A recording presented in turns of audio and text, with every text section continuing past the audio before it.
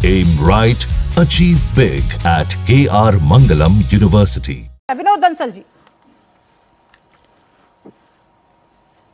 प्रिया जी, मैं बड़े कुछ तथ्य आपके सामने रखना चाहता हूँ, आपको सीधी दर्शकों को बता देना चाहता हूँ। अभी जो समाजवादी पार्टी, जिसको लोग आमतौर पर नमाजवादी पार्टी के नाम से जानते हैं, उनके प्रवक्ता ने कहा कि भाई ये सब जो हो रहा है वो अभी इसी शासनकाल में हो रहा है।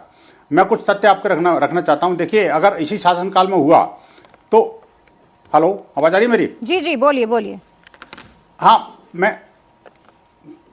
कह रहा हूँ, देखिए, अगर इनके शासनकाल में हुआ तो आखिरकार ये पुराने जो केसेस मेरे सामने हैं कि कानपुर का शिबू अली सचिन क्यों बना, नौबस्ता का फतेह खान आर्यन क्यों बना, आगरा का इकराना रवि क्यों बना, आखिरकार ये जो रांची का रकीबुल रंजीत क्यों बना, सीकर का इकराना कबीर क्यों बना, बरेली का खालिद अमन क्यों बना, बस्ती का असलम सोनू क्यों बना, मेरठ का साकिब अमन क्यों बना, मुझे बताइए कानपुर का ओवैसी का और ये कानपुर का मुख्तार राहुल क्यों बना। इन सब लोगों ने, आप देखिए, किसी ने मीना को अमीना बनाया, किसी ने निधि को नादिया बनाया, किसी ने पूजा को जोया बनाया, किसी ने पुलिस्ता को आयसी बनाया, कोई आयशा को आलिया बनाया, किसी ने अंजलि तिवारी को आयशा बना दिया। और इस तरह से एक लंबी कहानी है इनकी। और कोई भी देखिए, जो इस्लामिक जिहादी तत्व हैं, वो हाथ में मोली और सिर पर जो रोली, माथे पर रोली, ये डाल करके कोई राहुल, कोई मुन्ना, कुड्डू, पप्पू, राजू, कक्कू, भूरे, ऐसे नाम दे रख करके ये सब छलावा करते हैं। हिंदू लड़कियों को फंसाते हैं, उनका धर्मांतरण करते हैं और उनका सेक्सुअल एक्सप्लॉयटेशन करते हैं। उसके बाद में आतंकवाद की राह पर धकेल देते हैं, या उसको मार देते हैं, या मरने को मजबूर कर देते हैं। आप देखिए, ये घटना एक नहीं है, हमारे पास हजारों घटना है।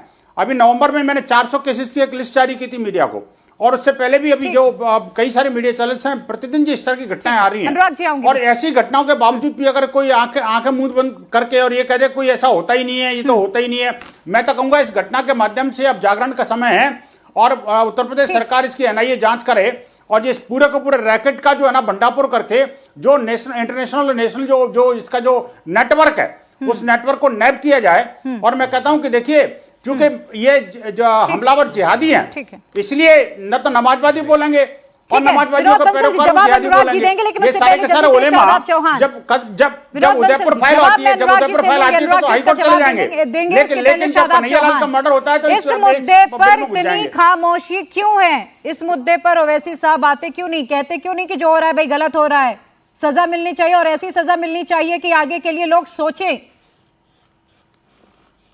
देखिए प्रिया जी, पहले तो जो किसी भी बेटी के साथ किसी भी आधार पर शोषण हुआ है, रुकिए ना जरा, पहले तो मैं स्पष्ट कर देना चाहता हूं, किसी भी बेटी के साथ किसी भी आधार पर उसका शोषण किया गया है, चाहे शारीरिक शोषण हो या मानसिक शोषण हो, मैं इस प्रकार की घटना की कड़ी निंदा करता हूं और ऐसे दरिंदों पर कड़ी से कड़ी कार्रवाई की हम मांग करते हैं। अब बात करते हैं, दो विषय है यहाँ पर, बेटियों पर अत्याचार और धर्मांतरण, दो अलग अलग चीजें हैं। पहली बात तो यह है कि अगर कोई गुंडा धर्म के नाम पर किसी बेटी पर, किसी हमारे और साथी पर अगर इस तरह की हरकत करता है तो वो धर्म का प्रतिनिधित्व नहीं करता है।